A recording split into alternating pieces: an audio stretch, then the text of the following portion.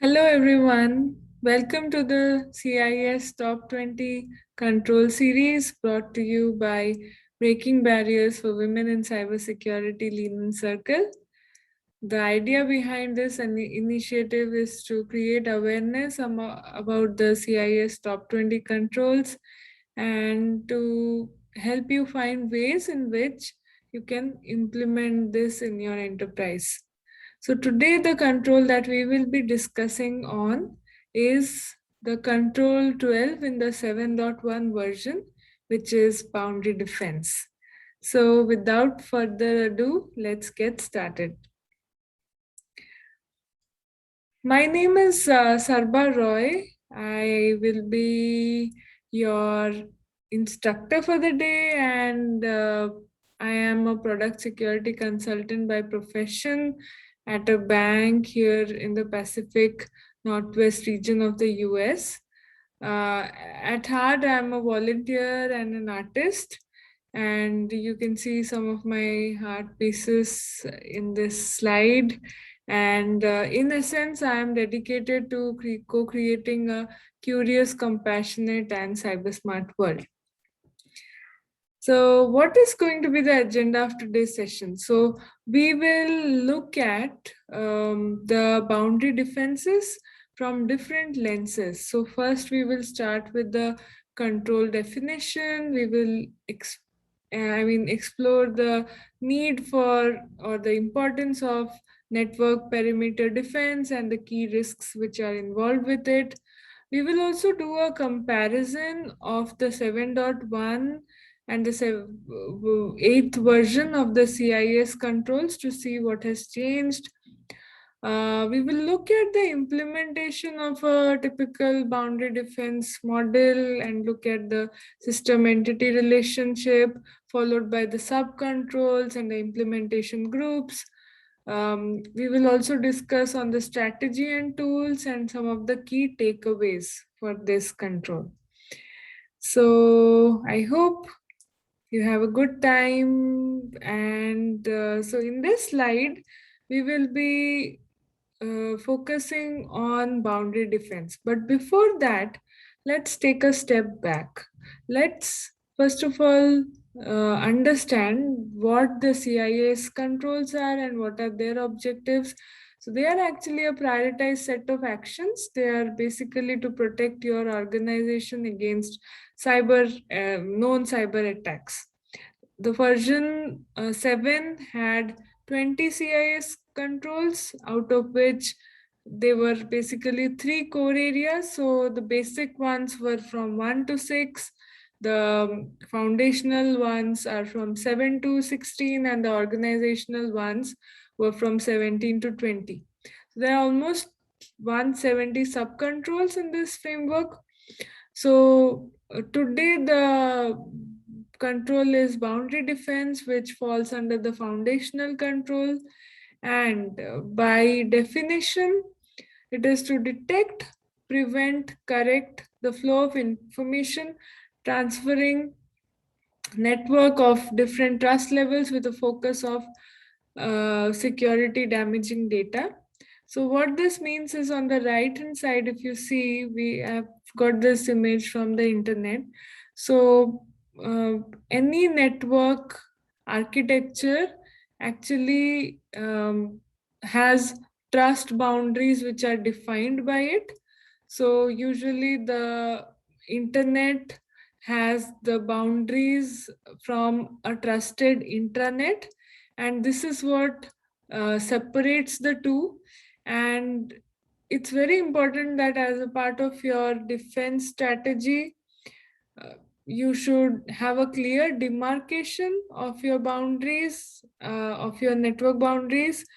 And so because one of the key risks, if you look at it, is that like in today's world, the network boundaries, they do not have a clear definition at times. So gone are those days when a single ingress point could actually, protected by a firewall, could actually prevent your underlying infrastructure from network attacks. And in today's time, many attackers are also targeting your networks, and especially with remote work, with so many people accessing the critical network infrastructure from remote sites. Attackers are constantly on the lookout to penetrate their way into our trusted boundaries, into our networks.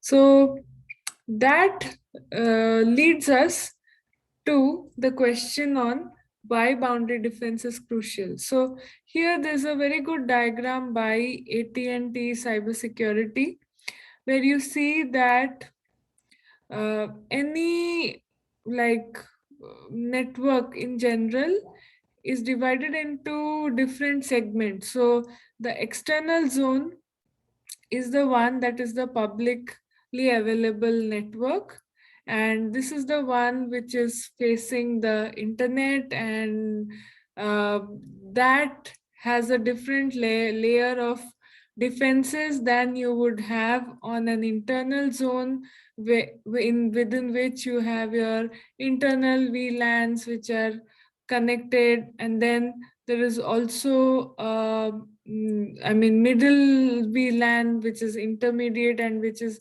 like connecting the both.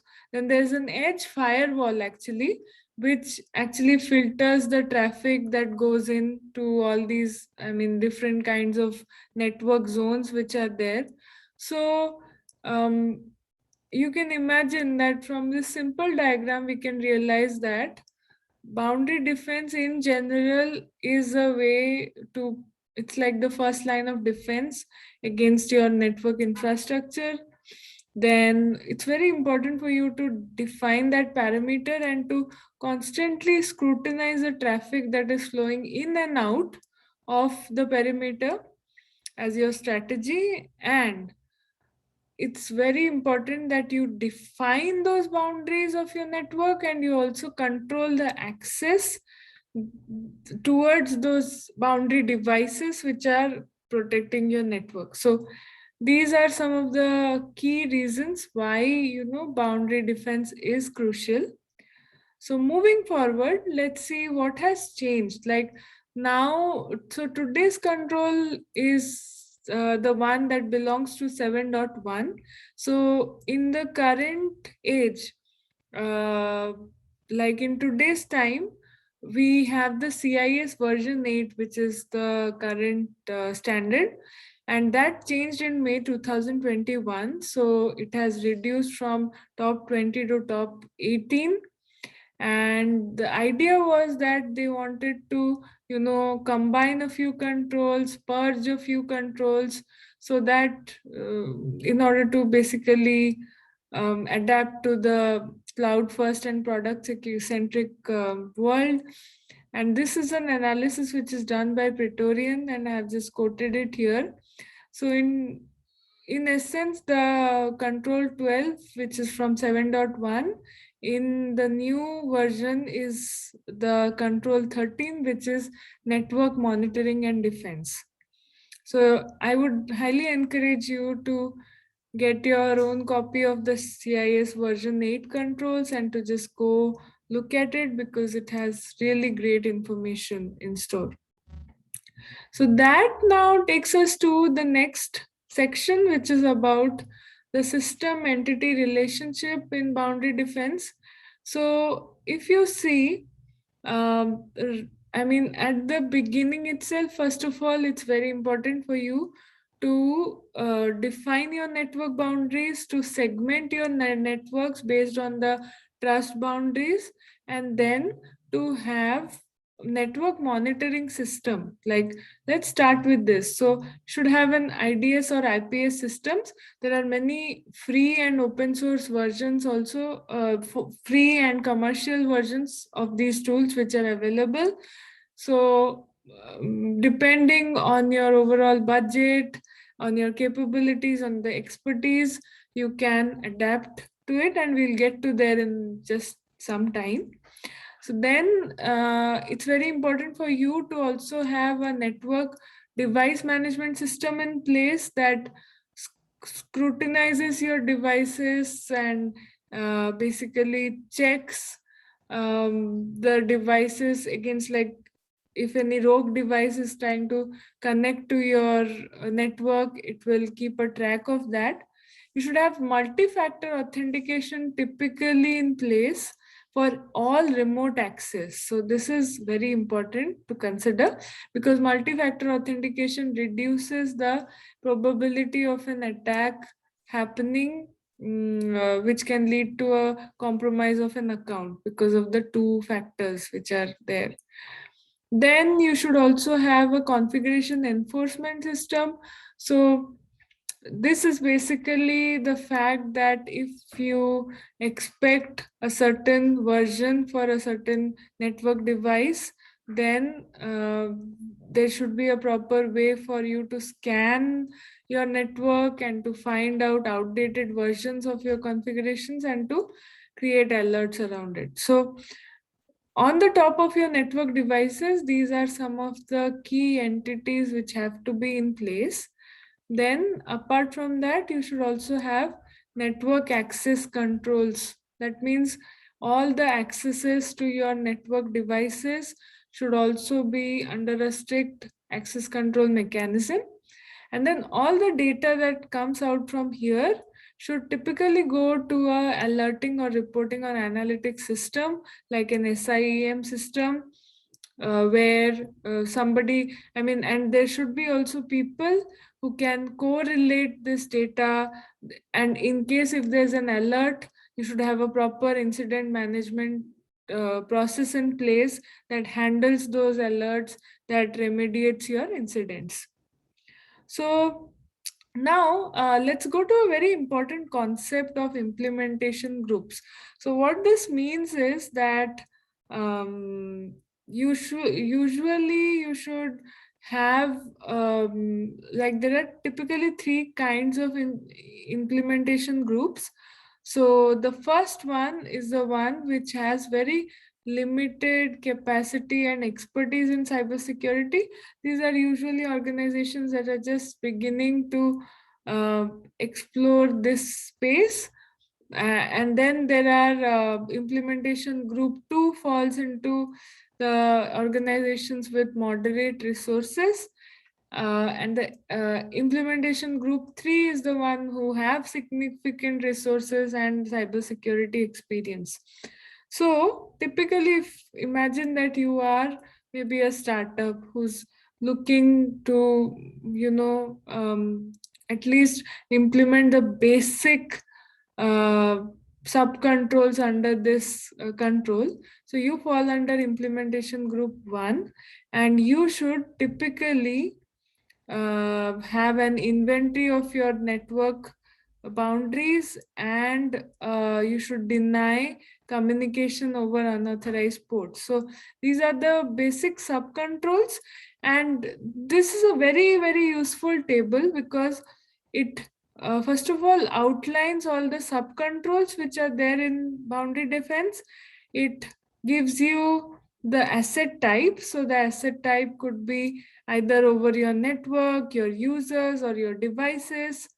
Then it also gives you an introduction into what security function it is performing. So for example, if you maintain an inventory of network boundaries, that is helping you identify your network devices. And similarly, if you are denying communication over unauthorized ports, you're trying to protect your network. So please look at all these different implementation groups, and then depending upon your maturity of the organization, if you fall under implementation group 2, then the ones with the orange dots, these subcontrols apply to you, and you should typically implement it. And same goes for the blue ones, which is the basically all the subcontrols. And if you're in implementation group 3, you should typically implement all the ones. So after giving you an introduction into the implementation groups, this is again just a view of the subcontrols or requirements under the boundary defense. So some of the most important ones are, I think, first of all, every organization should at least, irrespective of whichever implementation group you're in, should maintain an inventory of your network boundaries. And irrespective of any organization, you should deny communication with known malicious IP addresses. So these are some of the most important IP addresses and also unauthorized ports. So you should also do typically a port scan over all your network perimeter devices, and whichever ports are unused and they shouldn't be opened, so you should maybe keep them in a filtered mode so that nobody can establish an necessary communication with it, and nobody can then use that as a way to penetrate into your network. So these are, again, I think, intrusion detection system, intrusion prevention systems. These are some of the key devices or systems you should have if you're a mature organization. You should consider application layer, filtering proxy server, or also, as I mentioned earlier, that all your remote logins should have multi-factor authentication. So again, I mean, going back to this slide, so please look at the implementation groups, please look at the sub-controls, and also see which implementation groups are mapped to which of the sub-controls. So this is a summary of the sub-controls. Now coming to the strategy and tools. So in boundary defense, what is understood is that just one layer of protection is not enough. You should have typically multi-layer defenses. And what this means is that if you are an organization in implementation group 3, so you should have a perimeter firewall or IDS IPS, especially IDS IPS, to filter unwanted malicious communications from getting in. And you should also pay for your feed, because these tools are typically sometimes signature based tools, so you should adapt to the latest signature so that you can prevent the latest attacks from happening.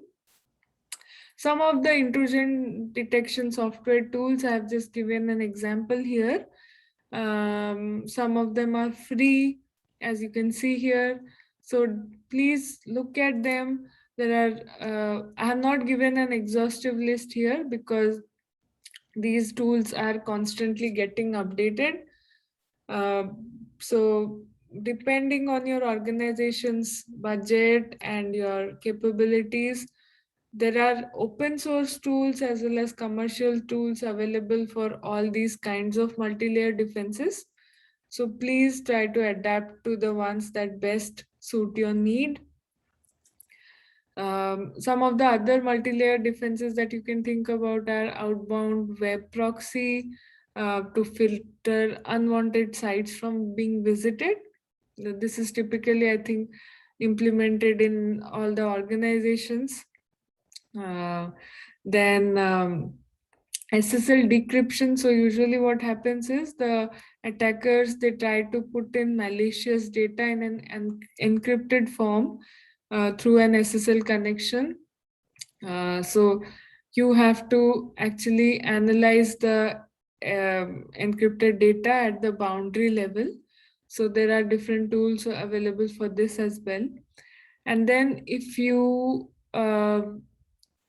have the capability and the budget, there are different SIEM tools, security event monitoring tools, that can help you correlate and consolidate the data from multiple sources. So these are some of the tools that you should consider.